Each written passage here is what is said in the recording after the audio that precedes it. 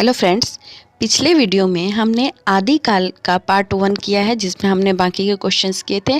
अब मैं आपको इसके आगे के क्वेश्चन करवाने जा रही हूँ। तो आज का हमारा पहला क्वेश्चन है, बिसल राशियों के रचयिता हैं। इसका सही आंसर हो जाएगा ऑप्शन नंबर सी, नरपति नालाह। बिसल राशियों की रचना नरपति नालाह ने की है। बिसल राशियों की रचयिता कौन है? तो ऑप्शन नंबर बी, नरपति नालाह। सेम क्वेश्चन है, निम्नलिखित रासो ग्रंथों में कौन सा काव्य एक प्रेम काव्य या श्रृंगार काव्य है? तो यहाँ पे कुछ रासो ग्रंथ के नाम दिए गए हैं। मैं पहले आपको ये बता दूं कि आदिकाल में जो डिंगल और पिंगल भाषाओं में रचनाएं की जाती थी उन्हें रासो साहित्य कहते थे। ठीक है, तो इसमें जैसे विसलदेव रासो, पृथ्वीराज रासो, जय मयंक जस चंद्रिका, परमाल रासो, ये सब हैं। तब ये यही पूछ रहे हैं कि इनमें से प्रेम काव्य या श्रृंगार काव्य कौन सा है? तो वो माना जाता है option number A, Bisaldev Raso को। ठीक है, अगला क्वेश्चन है हमारा, निम्नलिखित में से किस रासो काव्य का मूल वर्ण विषय वीर रस ना होकर श्रृंगार रस है? तो ये जो रासो साहित्य होते थे, ये क्या होता था कि वीर काव्य होते थे, यानी इसमें राजा जो होते थे उनके शौर्य का वर्णन किया जाता था कि हाँ उन्होंने इतने युद्ध लड़े, उन्होंने ये किया वो किया, इस टाइप से वर्णन होता था। तो ये वीर काव्य होते थे। लेकिन उस टाइम पे क्या था कि एक ऐसी रचना की गई थी रासो के नाम से जो वीर काव्य नहीं था, श्रृंगार काव्य था। ये बिसलदेव रासो है। ठीक है, तो ऑप्शन नंबर सी हमारा सही हो जाएगा। अगला क्वेश्चन है, उत्तर प्रदेश में आला खंड के नाम से कौन प्रचलित है? आला खंड के नाम से भी जाना जाता है, परमाल रासो को जाना जाता है। ऑप्शन नंबर बी हमारा सही हो जाएगा। आलाह और उदल के चरित्र में वीर गीतात्मक काव्य के रूप में रचने वाले कवि कौन है? ये कह रहे हैं कि जो हमने अभी ऊपर पढ़ा है कि आला खंड में है परमाल रासो, तो उसकी रचना किसने की थी? तो उसकी रचना की थी जगनीक ने। अगला क्वेश्चन है हमारा, आला खंड नामक काव्य का दूसरा नाम क्या है? तो जो आला खंड है इसका दूसरा नाम है option number D, Parmal Raso, जिसकी रचना जगनीक ने की थी। आला खंड का दूसरा नाम क्या है? तो option number A, Parmal Raso. Parmal Raso काव्य कृति के कवि कौन है? तो ऑप्शन नंबर बी हो जाएगा, जगनीक। जगनीक ने इसकी रचना की थी। आला और उदल ये सेम क्वेश्चन है, हमने अभी ऊपर देखा था। कवि जगनीक की रचना का नाम क्या है? तो आला खंड या परमाल रासो। अगला क्वेश्चन है हमारा, 12 वरिस ले कुकर जिए और 13 ले जिए सियार, बरिस 18 छतरी जिए आगे जीवन को धिक्कार, ये किस विधा की रचना है? तो यह आला खंड की है, यानी इसमें वीरता की बात की गई है। ठीक है, तो ये ऑप्शन नंबर डी सही हो जाएगा, आला खंड। उपयुक्त पंक्ति जगनीक रचित परमाल रासो से ली गई है। इसमें आला और उदल नामक दो वीर सरदारों की वीरतापूर्वक लड़ाइयों का वर्णन है। इसमें वीर भावना का जितना प्रौढ़ रूप मिलता है उतना अन्यत्र दुर्लभ है। युद्धों के अत्यंत प्रभावशाली वर्णन की इस काव्य में भरमार है। ठीक, अगली है हमारे क्वेश्चन अगला, वीर गाथा काल के प्रसिद्ध प्रबंध काव्य का क्या नाम है? तो वीर गाथा काल का जो प्रसिद्ध प्रबंध काव्य माना जाता है पृथ्वीराज रासो को माना जाता है। और वीर गाथा काल का प्रसिद्ध प्रबंध काव्य पृथ्वीराज रासो है, जिसे आचार्य रामचंद्र शुक्ल ने हिंदी का प्रथम महाकाव्य तथा इसके रचयिता चंद्रबरदाई को हिंदी का प्रथम कवि माना है। पृथ्वीराज रासो के 4 संस्करण प्रसिद्ध हैं। सबसे बड़े संस्करण का प्रकाशन नागरी पंचानी सभा काशी में हुआ है। अगला क्वेश्चन है हमारा, पृथ्वीराज रासो महाकाव्य के रचयिता कौन है? तो ऑप्शन नंबर बी, चंद्रबरदाई। ये भी सेम क्वेश्चन है, ये भी आपका वही क्वेश्चन है। चंद्रबरदाई किसके दरबारी कवि थे? चंद्रबरदाई जो थे ये महाराजा पृथ्वीराज चौहान के दरबारी कवि थे। पृथ्वीराज रासो किस कवि की रचना है? तो ऑप्शन नंबर ए, चंद्रबरदाई की। अगला क्वेश्चन है हमारा, हिंदी का प्रथम महाकाव्य किस रचना को माना जाता है? तो अभी हमने पढ़ा था, पृथ्वीराज रासो, चंद्रबरदाई ने इसकी रचना की थी। अगला क्वेश्चन है हमारा, सूची 1 को सूची 2 से मिलाना है। तो इसमें बिसलदेव रासो की रचना जो है वो नरपति नालाह ने की है, तो ए का ऑप्शन नंबर बी हो जाएगा। ठीक है, तो ए का बी एक ही में है, बी आंसर में। पृथ्वीराज रासो चंद्रबरदाई ने, परमाल रासो जगनीक की रचना है, खुमान रासो नरपति नालाह की रचना है। इस हिसाब से हम देखेंगे तो हमारा आंसर नंबर बी सही हो जाएगा। बिसल देव रासो की रचना नरपति नालाह ने की है और ये चीज़ें इंपॉर्टेंट है, आप इसको ज़रूर याद रखिएगा कि कौन से रासो की रचना किस कवि ने की है। बिसल देव रासो की रचना नरपति नालाह ने, पृथ्वीराज रासो की रचना चंद्रबरदाई ने की है और परमाल रासो की रचना जगनीक ने की है और खुमान रासो की रचना दलपति विजय ने की है। अगला क्वेश्चन वही है, खुमान रासो की रचना किसने की है? तो ऑप्शन नंबर ए दलपति विजय। आदिकालीन हिंदी काव्य धारा में उपलब्ध नहीं है।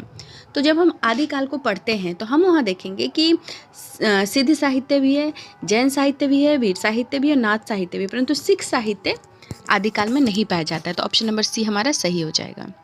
यहाँ नहीं पूछा गया कि क्या नहीं था।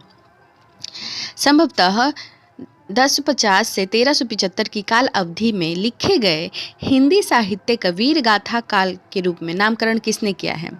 तो वीर गाथा काल जो है वो आदिकाल को आचार्य रामचंद्र शुक्ल कहते हैं।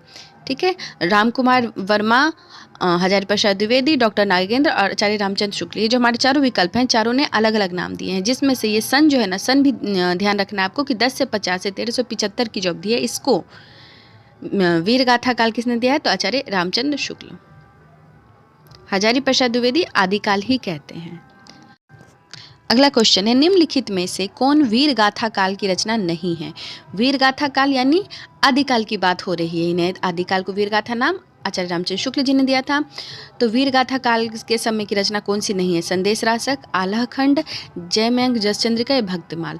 तो ऑप्शन नंबर डी जो है ये भक्तमाल जो है ये आदिकाल की रचना नहीं है। भक्तमाल की रचना जो है वो नाभादास ने की थी भक्ति काल में। तो ऑप्शन नंबर डी हमारा सही होना चाहिए यहाँ। ठीक है, हाँ, नाभादास भक्ति काल के कवि थे। इनकी रचना भक्तमाल है और प्रियादास की भक्तमाल की टीका 1712 ईस्वी में लिखी गई थी। अगला क्वेश्चन हमारा, इनमें से कौन सा कवि आदिकाल का नहीं है? Chandbardai, option number B Jagnik, C Nabhadas या डी दलपति विजय। तो ऑप्शन नंबर सी हमारा सही हो जाएगा। नाभादास जो थे ये भक्ति काल के कवि हैं।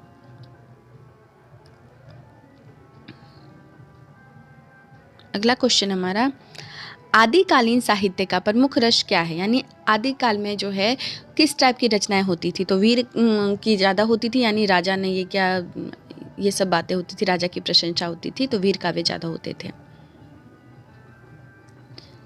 विद्यापति ने कुल कितने ग्रंथों की रचना की थी? तो विद्यापति बिहार के प्रसिद्ध मतलब कि कवि रहे हैं आदिकालीन। तो इनकी कुल जो रचनाएं मानी जाती हैं वो 14 मानी जाती है। ऑप्शन नंबर डी हमारा सही हो जाएगा।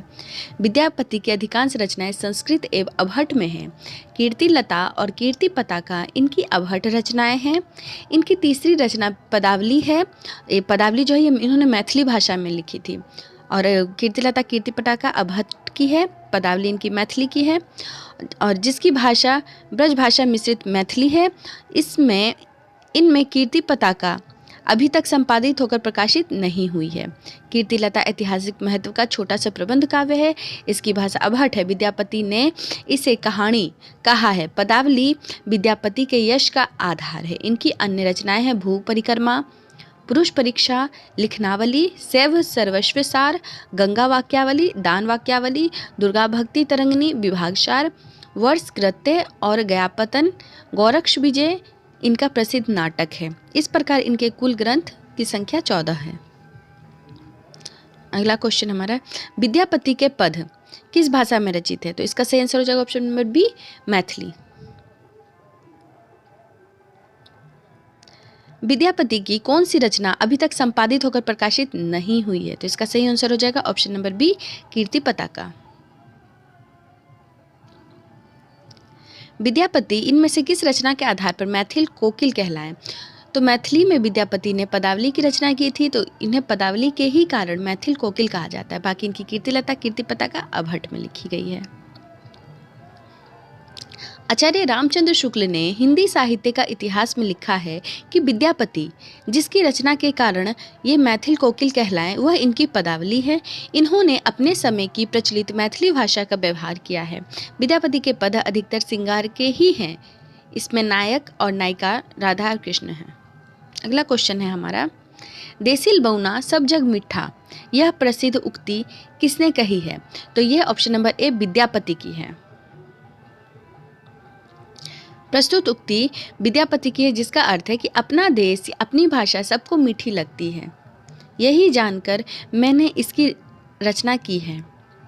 कवि कोकिल विद्यापति का दूसरा नाम विद्यापति ठाकुर था। ये बिहार के मिथिला जिले के थे। अगला क्वेश्चन है हमारा, इनमें से कौन सा कवि अभिनव जयदेव की उपाधि से विभूषित है? तो अभिनव जयदेव विद्यापति को ही कहा जाता है। ऑप्शन नंबर ए हमारा सही है। में से किसका संबंध सिद्ध साहित्य में नहीं है? तो इसका सही आंसर हो जाएगा ऑप्शन नंबर डी, गोपीचंद्र। जो सिद्ध साहित्य की बात जब हम करते हैं तो आप ऐसे ध्यान दीजिएगा कि जो सिद्ध थे इनके नाम के पीछे पा लगा हुआ होता है, आ की मात्रा लगी होती है, तो आप ऐसे भी इसको पहचान सकते हैं कि इसमें सबसे अलग नाम गोपीचंद ही है। तो ऑप्शन नंबर डी हमारा सही है। सरहप्पा का संबंध निम्न में से किससे है? तो सरहप्पा का संबंध सिद्ध साहित्य से है। सरहप्पा को कई विद्वानों ने प्रथम कवि भी माना है। अगला क्वेश्चन है हमारा, नाथ पंथ के प्रणेता कौन है?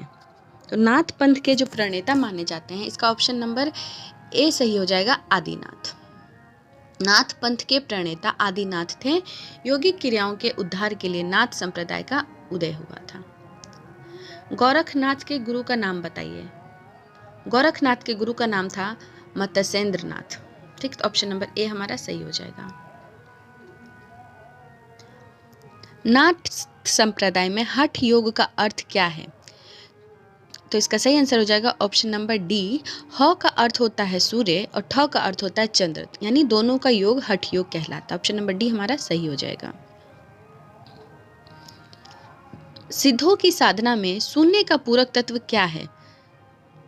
तो जब सिद्धों की साधना की हम बात करते हैं तो शून्य का पूरक तत्व होता है ए, ऑप्शन नंबर ए, ब्रज। अगला क्वेश्चन है हमारा,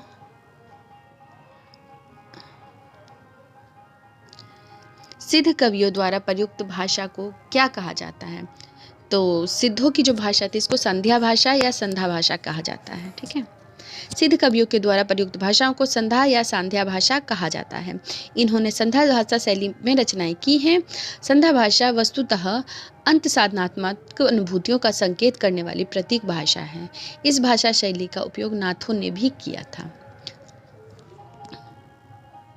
निम्नलिखित में से सिद्ध साहित्य के विषय में कौन सा कथन सत्य नहीं है? तो हमें यहाँ गलत आंसर को चुनना है। सिद्ध साहित्य का झुकाव सहज साधना की ओर था। ठीक है। सिद्ध साहित्य के प्रथम कवि सरहप्पा हैं। सिद्ध साहित्य की रचना चर्यापद और दोहों में हुई है। सिद्ध साहित्य का प्रणयन पिंगल भाषा में हुआ है। तो इसका हमें गलत इसमें से चुना है, तो हमारा आंसर नंबर डी सही हो जाएगा कि सिद्ध साहित्य का प्रणयन पिंगल भाषा में हुआ। इनका पिंगल भाषा में नहीं हुआ, इनकी अभी हमने भाषा पढ़ी थी कि ये संध्या या साध्या भाषा कहलाती है।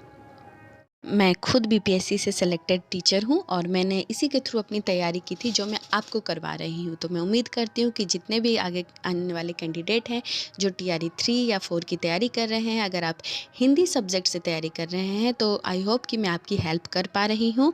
अगर मैं आपकी हेल्प कर पा रही हूँ तो मेरे चैनल को लाइक करते रहिएगा। और मैं वही तैयारी करवा रही हूँ आपको जो मैं खुद करती थी, मैं अपने नोट्स से करवाती हूँ। और पसंद आए तो ज़रूर लाइक कीजिएगा। Thank you.